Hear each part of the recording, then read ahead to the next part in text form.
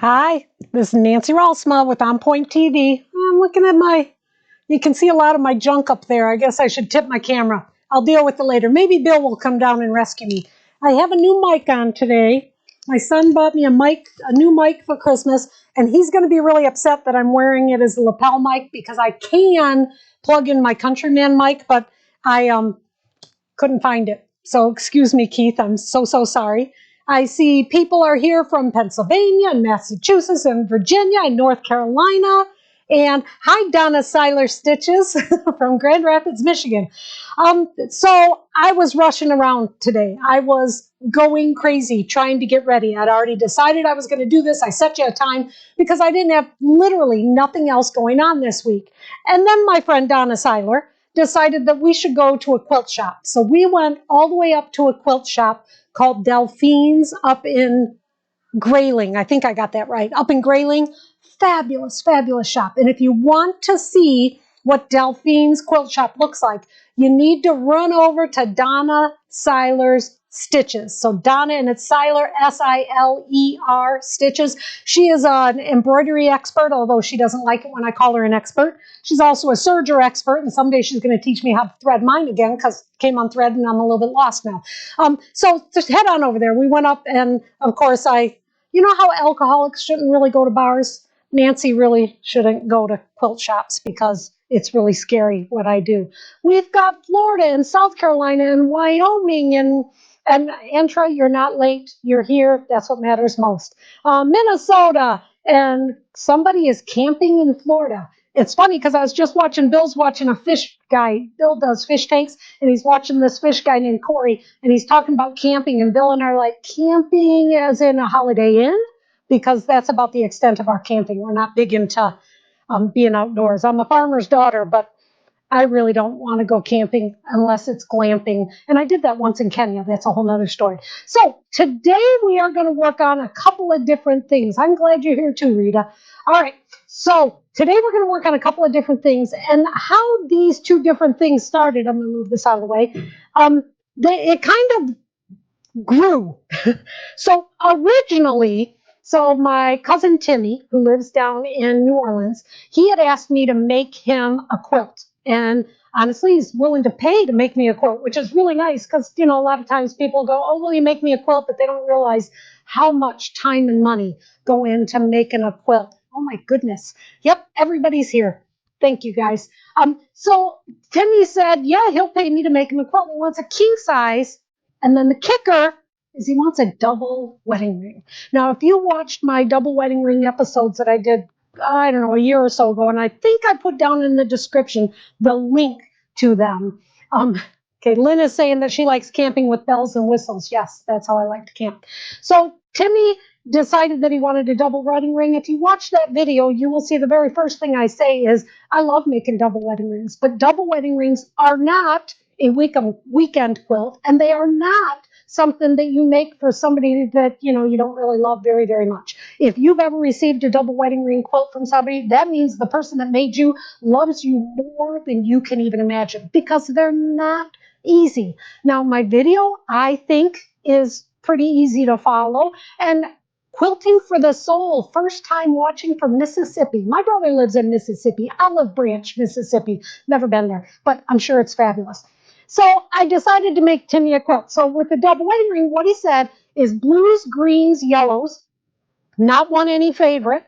And he kind of liked a mismatched, like he didn't want it to be all super duper planned, which is right up my alley. I love it when I can go into my stash and instead of pulling out a green, a blue, a yellow, instead I pulled out, at least 10 of each. And then when he said mismatched, that also meant to me that maybe I didn't need to do the centers. I'll show you the quilt here. I didn't need to do the centers all the same. So not only did I not do the centers all the same color, I made them a variety of blues. So here's the quilt.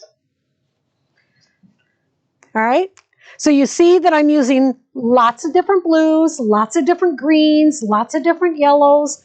Get up close there. So using different colors. I also I'm doing pieced every other arch. So one solid, one pieced, But not only am I doing it so that the centers are a dark blue and they're not all the same fabric, but I also decided right away that I wanted to make the centers sometimes be a patched pieced block, sort of like these ones, all right? And it's coming along great. And so that's what I originally was going to show you. Well, and I was just piecing pieces together when I did it. I was not originally doing the technique I'm going to show you.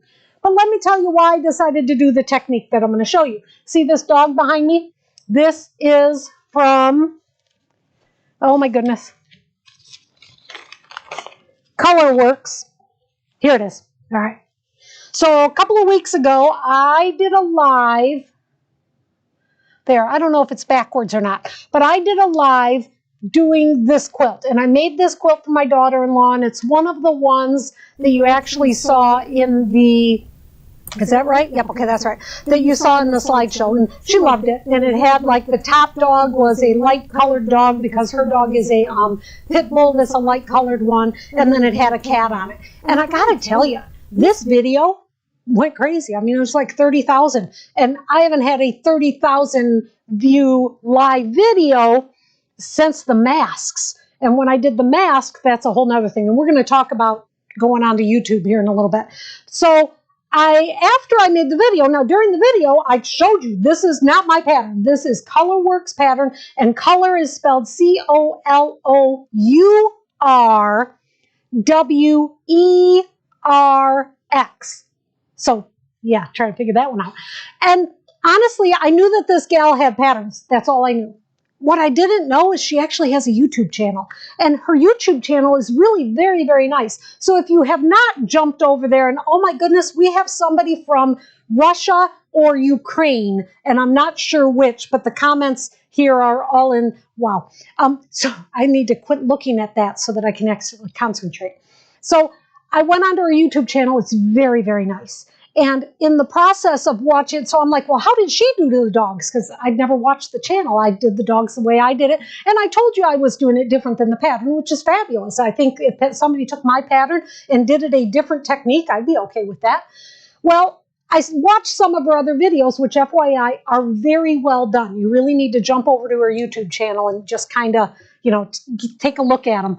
But in there, she talked about how she pieced some applique background. So I kind of put the doggy up here, and let me see if I can, well, he's kind of attached to the background, but you can see that this square is a patched square.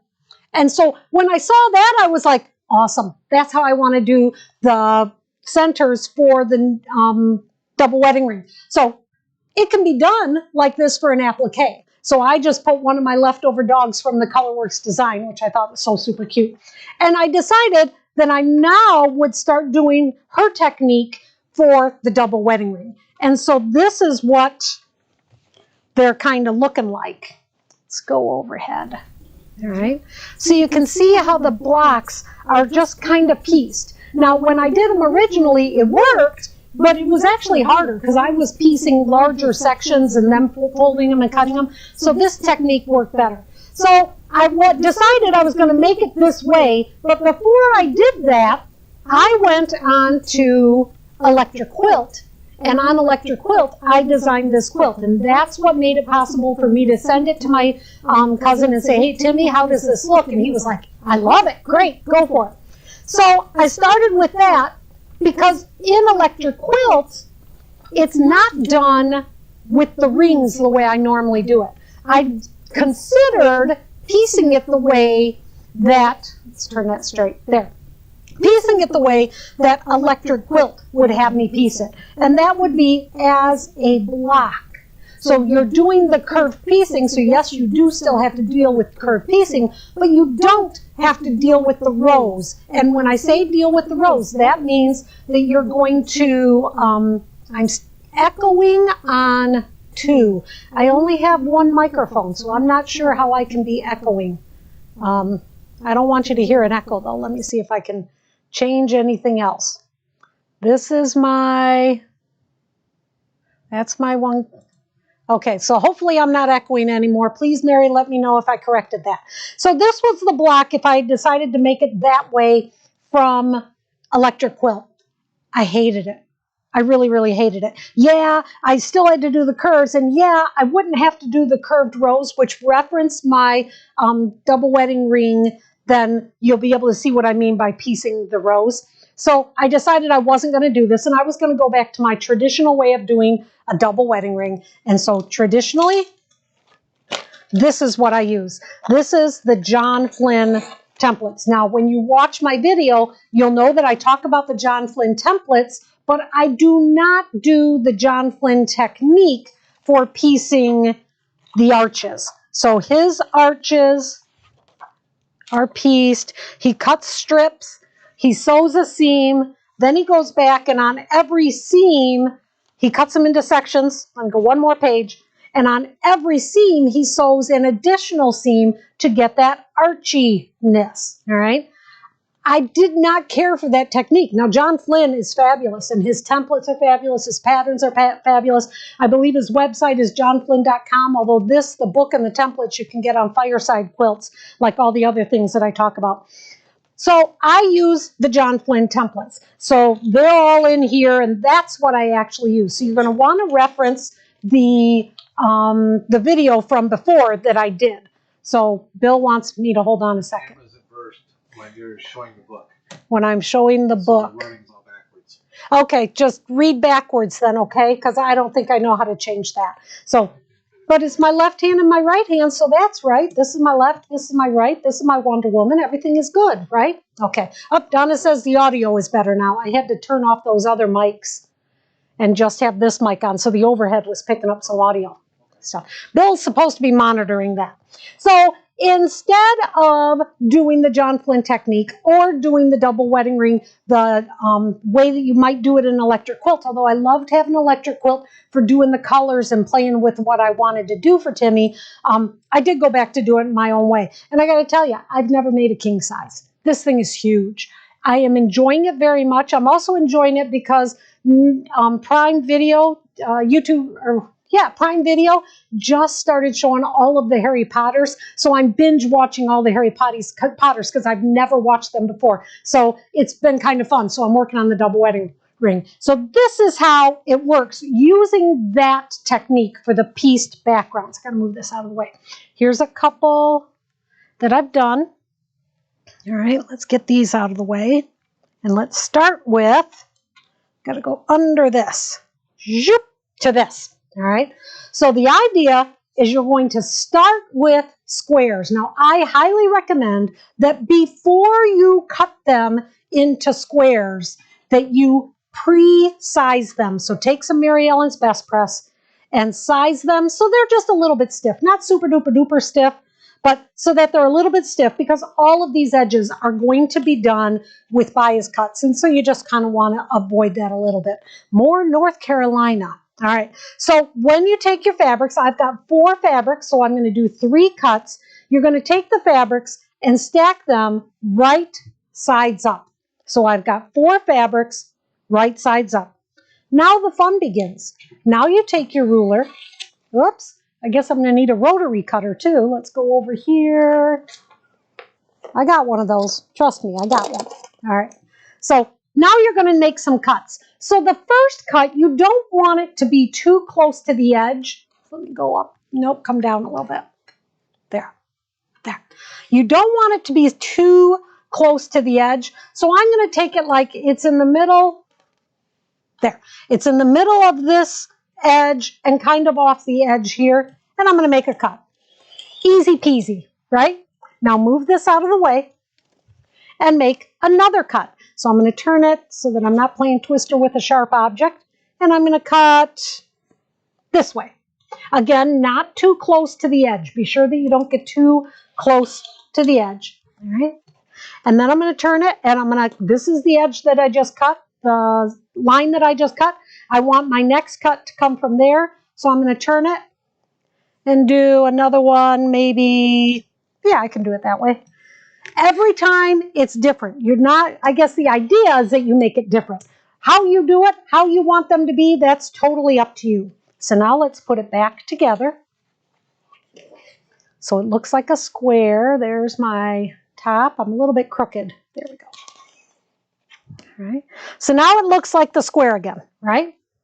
Now the tricky-isher part comes all the way from Forest Hills. Hi, Julie, been a while. Now I'm going to take, this is my A block. My A block, I'm going to take one fabric off the top and put it down to the bottom, all right? My B block, or my B piece, I'm going to take two fabrics, 1, 2, and I'm going to put those to the bottom. So now I have another fabric. The C fabric, this section, I'm going to take 3 off the top and put 1 and put them at the bottom. So now I have 4 different fabrics showing, all right? This is how this works. So with this, now I'm going to take these 2 pieces and piece them together. So nothing fancy. I do like to match up the inside edge, but honestly it won't matter because you cut these at least an inch larger than you want your final ones to be. So you piece this one, press that out, piece this one onto here, and then piece this one onto here. And I think I've got some examples of this. So let's move these out of the way. 2, 3. Now the tricky thing will be, will I be able to get them back into order when it is actually time? Okay. So if we come over here,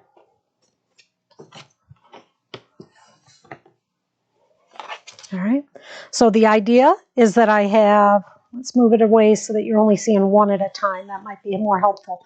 So here is my first one pieced, and I would press that. I don't use my iron when I'm doing it on camera because it seems to just get me all steamy. So there's 1, here is the 2 and the 3. So then I would put the 2 on. So that's number 2 going on, all right? And obviously, I think it's obvious, my seam is here. I have a double seam here, so that means I want to press to the point of least resistance whenever possible. I do not want to, all the way from Cork, Ireland, we have somebody watching. Hello, Cork, Ireland. Wow. So there's the second seam, and then this is the third seam, all right? And so I want you to notice a couple of things, that these edges are not even. That's okay. As I said in the beginning, these squares are cut at least an inch bigger than you need them to be. So after all your piecing is done, you are going to trim them all down. So here would be another one. And every one of the blocks, I don't know if you noticed, but you could see that they are all just a little bit different, okay? So this is what one of those would look like with those 4 colors, all right?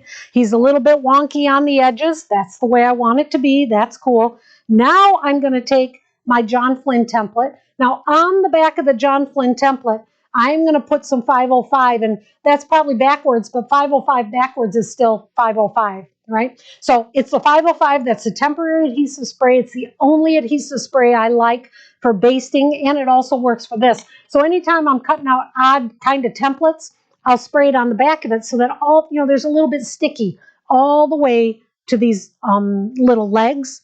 Then I'm going to put it down, and I'm going to try and save some fabric, and I'll show you why. Let me see.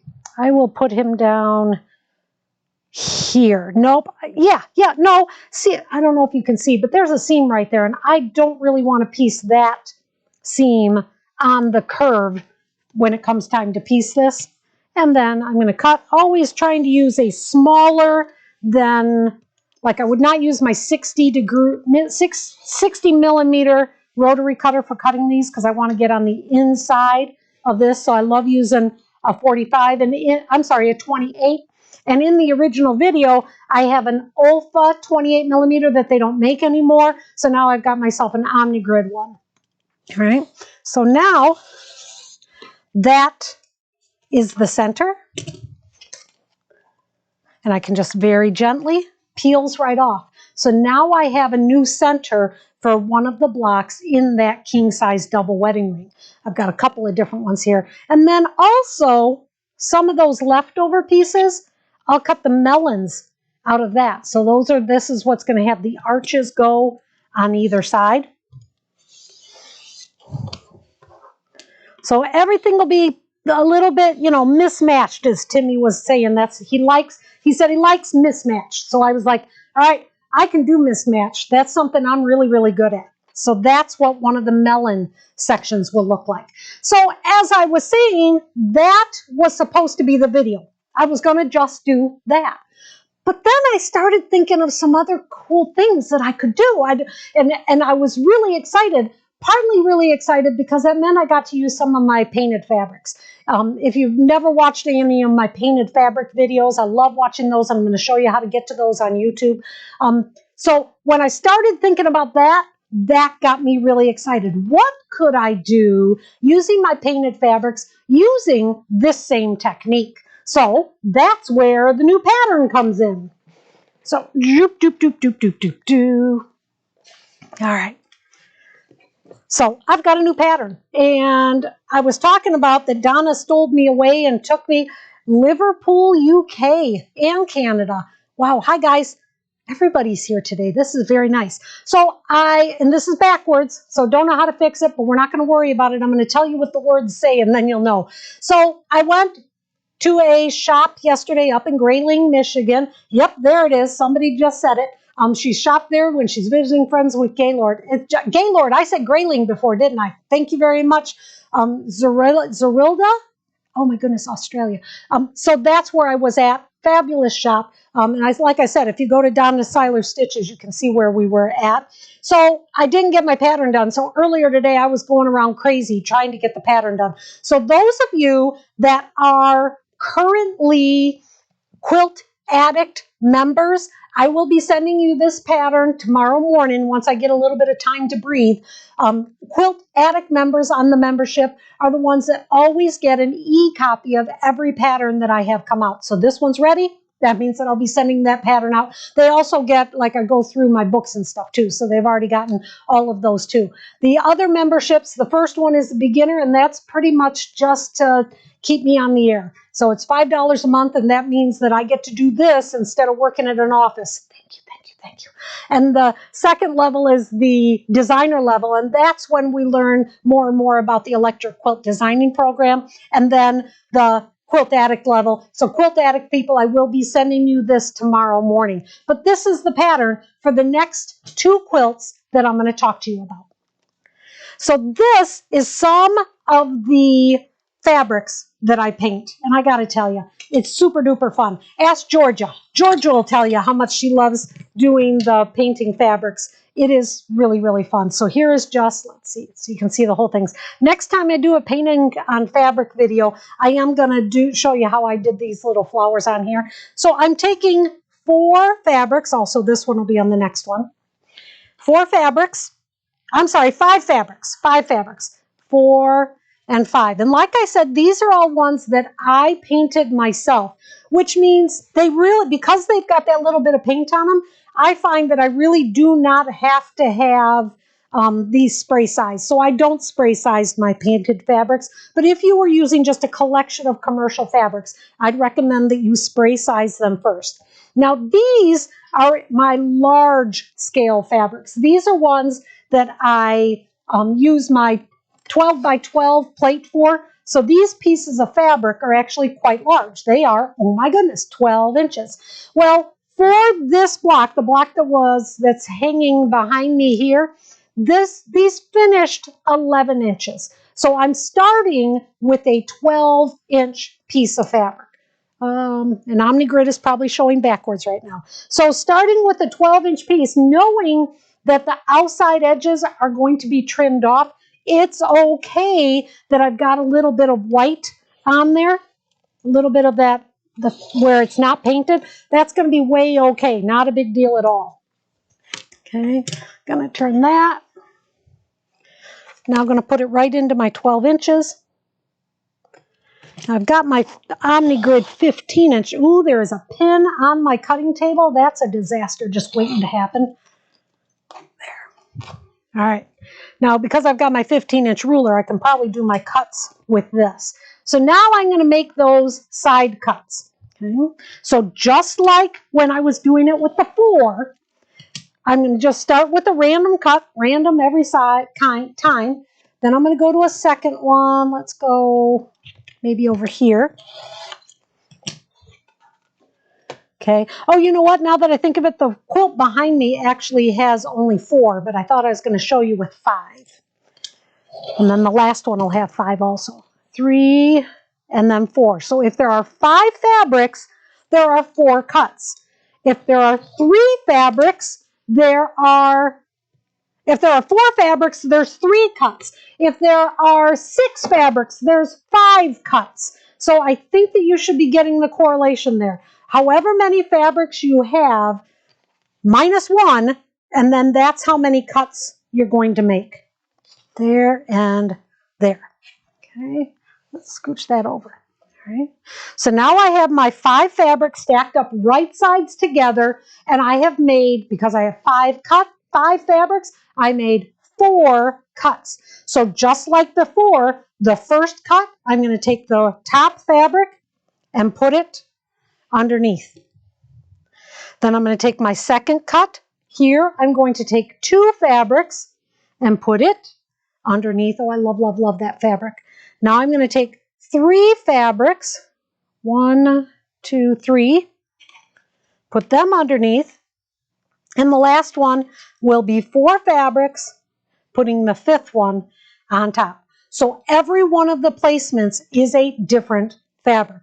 Now, this was pieced pretty much just like the other one with an added strip in between. So you're always going to start piecing backwards. So this was the first cut I made, second, third, fourth. That means this is the piece that I'm going to start with. So if you move these out of the way, you're going to start by piecing these. But for this quilt, to give it the fractured glass look like the quilt behind me, you're going to add strips of fabric. So I cut the strips 1 inch because that means that I'm going to get a 1/2 inch grouting, I guess, or leading. If you're doing stained glass, that kind of makes sense. It also means, and I'm going to try and show you by looking at the quilt behind me, I'm going to flip it up. With a scant 1/4 inch seam allowance, you're always going to be pressing those seams into the black.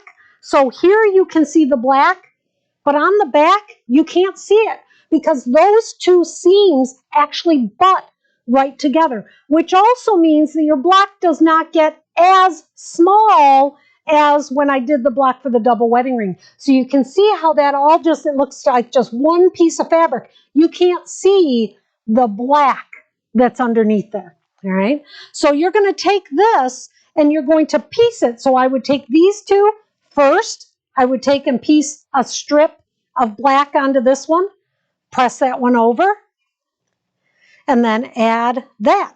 Then a piece of black into this. And like I said, I cut these 1 inches, flip that over, and that goes there. Let's see, I want to get that one out of the way so you can really see how he's looking. All right. Then I'm going to take another strip. I'm going to run short of strips, flip that over. Then I'll have this one, and then one last strip. Or a pretend strip anyway. There. All right. And then that will be there. So that will be my new large fractured glass. And it really is very simple. It's not that bad.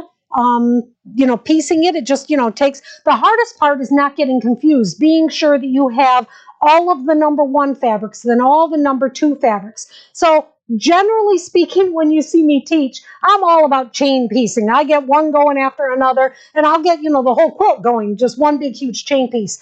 Don't do it with this. If you do it with this, you will inevitably get a little bit confused. Things will just start to get where, you've got this piece and with that piece, and then you'll have 2 that are the same in the same block. Now, FYI, if that happened to me, I would just say, oh, well, there we go. Accidents happen. I would not take that out. I promise you I would not. And if anybody knows me and people that have taken my classes, I am all over. We're not perfect. We're just trying to improve every time. Don't take 2 steps backwards, right, Julie? Take 3 steps forward. Just get the job done. So that was the first one that I decided to do. And so then I was driving up to Gaylord with Donna, and I started thinking, what if What if I wanted to make it smaller? Well, that would be easy enough, right? I could just make the initial square smaller, just doing the strange random cuts. But when I came home to try to play with that, smaller made it more difficult. It was very difficult, and I'm not even sure why, but what I figured out is there's always a better way. So now let me put these out of the way and show you the better way to make a smaller one. Okay. For this, we're going to do it paper pieced. Okay. So that's what the pattern is involved with. So this is my light box, and this is going to help me show you what I'm doing. So we're going to start with my fabrics, not on my light box, although I actually do have a cutting mat that goes on top of my light box, but we're not going to do that with this. I'm going to start with my smaller fabrics. Now these are fabrics, again, that I painted, and these are ones that are done with the 8x10. So that's the smaller gel press plate. Ooh, I love that one, and I don't know if you can really see that one. Yeah, I've started to really like this Harry Potter kit. I'm a sci-fi nut, you know, obviously Wonder Woman, that kind of thing. Star Trek, oh, love Star Trek, can watch it all day long. But Harry Potter I'd never gotten into, so that was kind of fun. All right, so 4, 5. So I want to have 5 pieces. All right, so I've got 5 pieces here. This one's a little wrinkly, but that's okay. And for the paper pieced one, I'm going to use, there's my paper piece templates. And for the paper piece templates, if you look at, and if you think about paper piecing, generally speaking, you take a bigger piece of fabric and you would just kind of put it here on to cover this first piece, and then you would trim it down. And then you'd take another piece and you would trim it down. Well, that really would not work if I wanted to have the same look that we have on the other one. So like, for instance, this one, these 3 blocks are all the same. I'll bring it toward me. There it is. All the same fabric done in the fractured glass technique. But then that makes the paper piecing one extra little step that you need to do. So let's move these out of the way and let me show you what I'm talking about. Here's my paper piecing templates. Along with my paper piecing templates, you need to have a cutting template. So in the pattern, you're going to get the pieced blocks, and then you're also going to get one that does not have the double lines on here, and it is going to say paper piece block number 2 cutting template. So this is the cutting template for the fabrics. So while I was driving with Donna, I was thinking, all right, well, how am I going to do it? If I use this for my cutting template, everything will be too small. And so I realized if I made it all a little bit bigger, and then I'd have ways to do that. So the idea here is I'm going to, let me get a smaller ruler. There, that one will work. All right. So I'm going to cut off first just a section over here, because I obviously never waste my painted fabrics. Okay. And now I could trim, and we could do that just so it doesn't look so sloppy. I'm just going to trim this to be just 1/4 of an inch bigger than the cutting template is. Using my OmniGrid rotating mat. I oftentimes use the small one when I'm doing things, but this is my bigger one. Here we go. Yes, Julie learned to just keep going. Someday you got to post that. Julie was in my Learning to Quilt class, and she did a kind of a patriotic one, and it turned out so fabulous. Although we didn't get to see it, I did that video, and Julie's wasn't done. So Julie will finish it someday, won't you, Julie? Yes, she will. Hello, Southern California. So now I'm putting that cutting template on top. The paper is right here. Now you can do A, B, C, D, E if you want, and that's what I talk about in the pattern. I'm not going to do that, but I think you'll get the idea. Now I'm going to cut right through the paper. The drawings were very random, but I am not going to, I want to cut with the paper because I want these pieces to match up to the paper piecing template. So let's go this way. And I would, honestly, I think I should have my 45 millimeter here. The 28 is not, I'm really having to push. So that's why I go to Planet Fitness every morning, so that I can be strong enough to rotary cutter. I think that's why we all are still trying to be strong, so that when we're 90, we can still use our rotary cutters, right? I mean, we could all get, an electronic die cutting machine, and that'd be great, but I want to still be able to rotary cut, so I go and work out every morning. Okay. There. So using my cutting template, I now have all of these cut. Now I can remove the paper. And I would do the same thing as I did with the large one, right? I would take the first one and I'd put the fabric underneath. The second one, grab the top two underneath. The third one, no, actually I think this would be the third one, although it really wouldn't matter as long as you were sure that you did a different one every time. And then this one, 1, 2, 3, 4. There. Okay. So I've got 4 different fabrics, and they're all a little bit big. But now see why I did that. So I'm going to pull in here my daylight light board. So it's a smaller light board, and I find I do not use this when I am actually working on a paper piece project, but I find especially on camera this really helps. So I dimmed it down. So, okay, everybody kind of close your eyes. This thing gets really dim, and then it can get really, really bright, so everything else gets dark. So I'm going to take it down so that I'm not blinding you all. There. But it's enough that you can now see why I did the cutting template. So here is my paper piecing paper. I made my copies onto the lightweight paper. Here are the pieces that I cut. So you know that when you're paper piecing, also to know how to do the paper piecing, I do have the instructions in the new book, but you can also reference one of my most popular videos is the paper piecing video, okay? So on the back side, this is the front side, this is the back side. I can take that piece that I cut and look at how it fits perfectly right on top of that. All right, it's a little bigger all the way around, so I have some fudge factor. I do want to point out that even though these are much, much smaller, this grout is smaller, it's only going to be 1/4 of an inch, you still want to cut your strips 1 inch. So I would then put my 1 inch piece on there and piece that. The 1 inch is just going to make it not so difficult. So if we go to my step-by-steps here. All right. So starting with this one, I have the first one on. Now the next step, after you've pieced your first one, you cannot see that seam, but trust me, the seam is here. It's not like right there at the edge. The next thing you need to do is use your add an 1/8 ruler, which, here I go again, losing things. There it is. There. So I talk about when I do the paper piecing that I use an add 1/4 ruler, and I know that's backwards, but trust me, it says add an 1/8.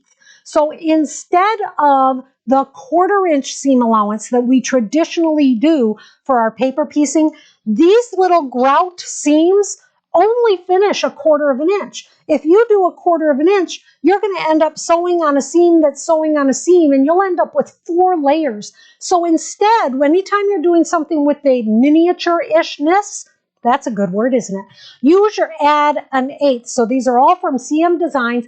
I do not know if Laura picked these up. I just came up with this idea yesterday, so she didn't have time.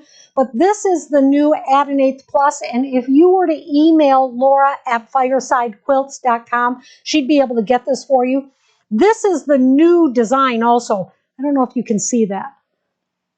Nope. It says add an 1/8 plus. They also have an add 1/4 plus. So the add an 1/8 plus is longer than it used to be, and this edge right here is tapered.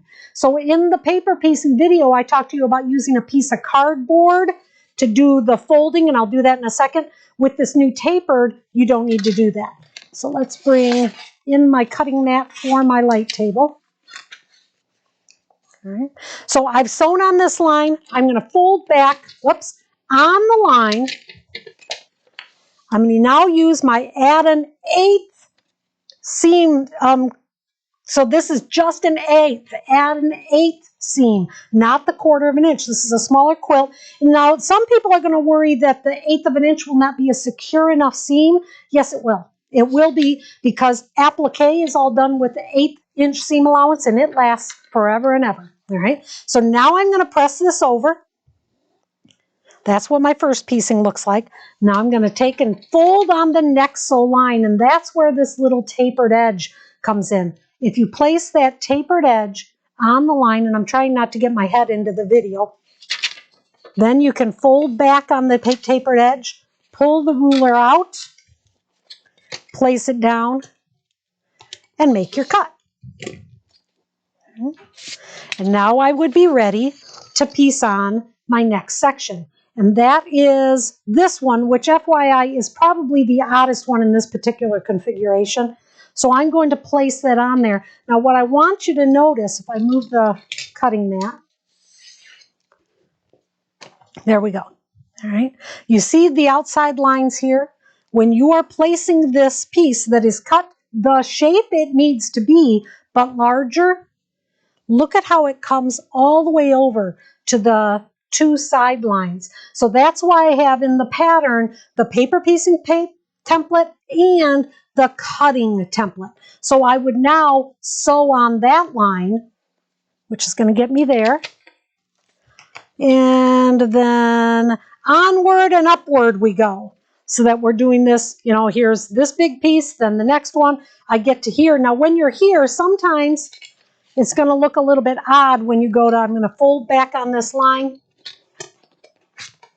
All the way from Norway. I have a very good friend that's been to Norway because she is Norwegian also. I have never been to Norway. I'll bet it's colder there than it is in Michigan right now. It's like 37 today. So here I did that cut, and this is for placing my black strip, trimming off all of those little pieces. So you see how it's bigger than it needed to be, but not so much that I was wasting any of my precious painted fabrics, because then I'd be able to put this one down, flip it over, sew on that line, and continue until I would have my blocks done. Here, let's just lay that one there and that one there. All right. So that's how you can do this in a paper piecing technique. Now in the book, okay, anytime you hear me singing like that, that means I lost something. Like today when I couldn't find my tripod. Okay, I did show you the book already once, didn't I? In the book is a pattern of the 6-inch blocks done in an on-point design, because everybody knows how much I love everything on point. All right, just, you know, you're going to have to trust me. I think I already showed you guys the books. I hope I did. You can also take a look at least the cover of it online. So there is the book, and in the book, I give you the instructions for making the large one like this that is more traditional piece, and for making the 6-inch ones, and then the setting solutions. Now, setting solutions are anything you want pretty much, but I did give you the setting solution for this quilt. This one does not have a border on it, because the next time I do some painting on fabric, I'm going to make some painted fabrics that are long enough for a border. But then it also has a setting solution for the 6-inch blocks, all on point.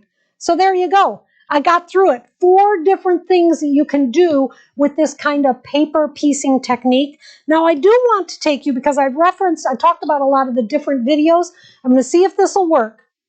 If this will show, yes, it does. So I have people wondering often, how do you find videos on the YouTube channel? So this is my YouTube channel. Pretty much if you type in onpoint-tv and or Quilting with Nancy, you will find this. Now, I don't have my keyboard. If you type in Quilting with Nancy, you will first get quite a few videos from Sewing with Nancy, from the late Nancy Zeman.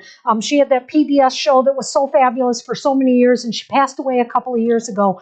So keep in mind that you got to go a little farther than just Sewing with Nancy. You got to go into the Quilting with Nancy. Now, when you're on the YouTube channel, you can find the join button, which is right here.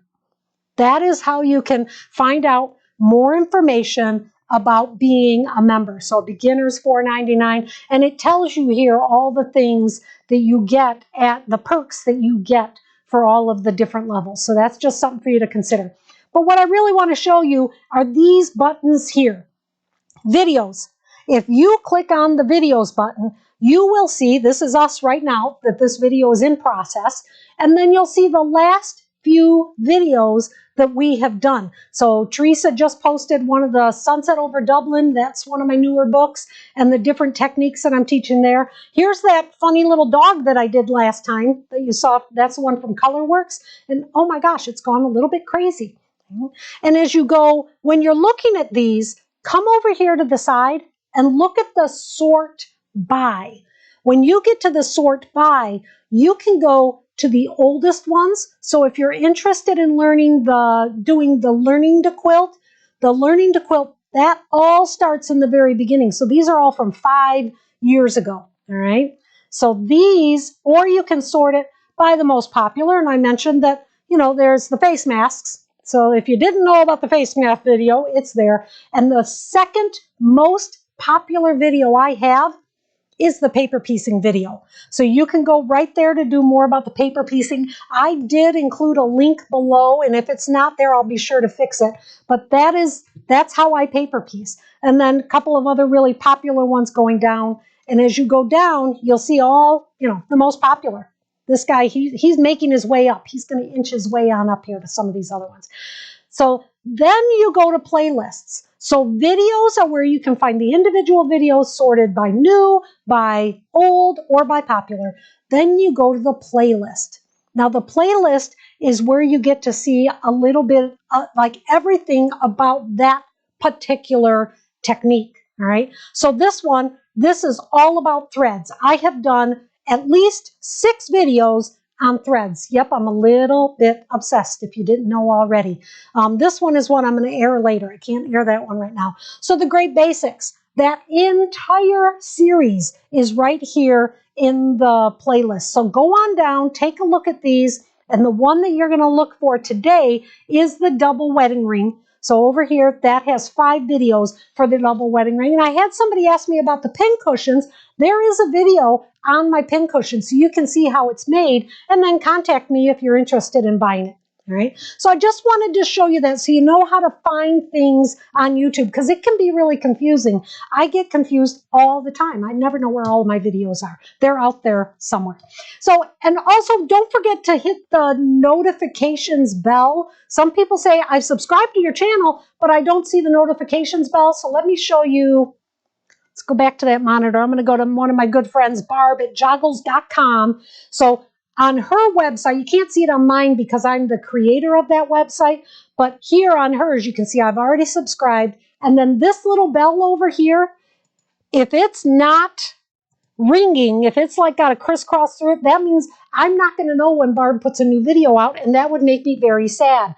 I want to know when Barb has a new video. So if you want to know when I'm going live or when I'm doing another video or we upload another video, then right here, that's the button that you want to push, okay? So thank you very much. Does anybody that I've been binge watching, because so which one are you binge watching, Pearl? You say you're binge watching a video. Is that the double wedding ring? Because it seems like that's been pretty popular lately. I don't know why. Things kind of go in spurts, but the double wedding ring has been. Is there any questions? Does anybody have any questions? Can you type really fast? I'm going to wait here for, I don't know. No, I was going to say I'll sing a song, but no, I won't do that to you. So, does anybody have any questions? Let me see if I can go down here.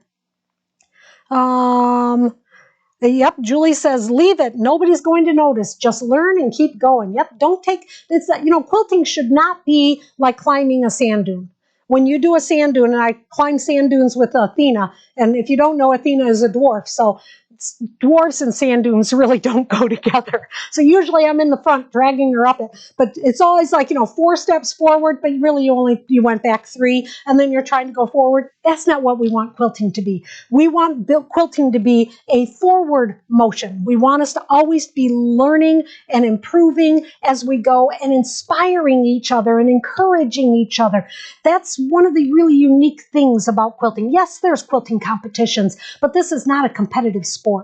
This is creative. This is art. This is do whatever you want to do. That's what quilting is. So we've got a hello. Oh, the basics. Pearl has been going through the basics, which thank you very much. That's kind of what started it. We started it on a public access station in Wyoming, Michigan, which is one of the suburbs of Grand Rapids. And they've got a really fabulous public access station. And did you know that you can go to your local public access station, maybe not now because of COVID, but when that mess is done, and you can use all of their state-of-the-art equipment, their fancy cameras, their switcher boards, their editing, their sound equipment, and as long as you let them air the video that you have just created, well, then you can take that video and put it on YouTube. So that's how I started, and that's, the things that have changed quite a bit since we started On Point TV. But check out your public access station. All right, so Julie wants to know, did you, on your sashings on this quilt, horizontally or vertically between the blocks?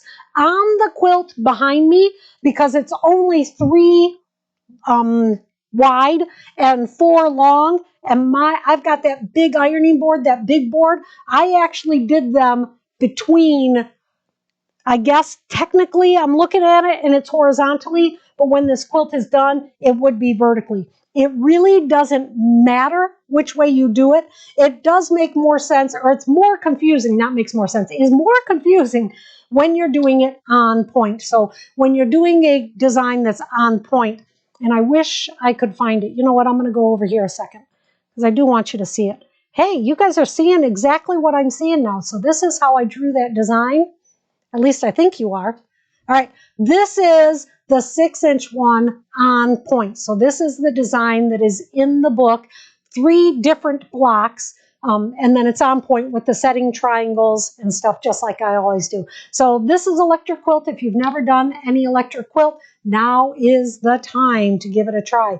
Our next session for electric quilt will be January 29 at 6 p.m. And so it's actually a private Zoom session. So not everybody can watch it. And if you're a designer level member, that means at the end of the video, if I kept it going recording, because last time I kind of messed that up, but we're learning. Then I actually redid it. But after the Zoom meeting, the private Zoom meeting, you will get the recording of that so that you'll be able to watch that anytime you want. So that's one of the perks of being the designer level. So Quilt Addicts, I will be sending you that pattern, and it's an e-pattern, so I guess I don't have to find it. It'll be okay. Welcome to beginner quilting, says Linda S. Yep, I love encouraging that. I've been teaching 28 years. Don't know if you knew that or not. Started out really young. I was definitely the youngest one in the Quilt Guild when I joined. So that's all I got to say today. I hope you enjoyed the video. I had a lot to teach you. Just been doing random talking. Maybe we'll cut that off later. Sometimes, or you know what, when there's random talking and you don't want to hear it, did you know you can just stop the video and not watch it? It's just one of those things that maybe you didn't know. Now you know.